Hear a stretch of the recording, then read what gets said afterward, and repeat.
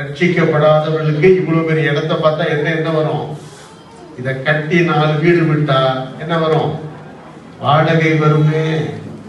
ரட்சிக்கப்பட்டுட்டா இத கட்டி கத்ததுக்குன்னு கொடுத்தா அநேக ஜனங்கள் ரட்சிக்கப்படுவார்களே. இதான் 2க்கு இருக்கிற வித்தியாசம். ஆமென்.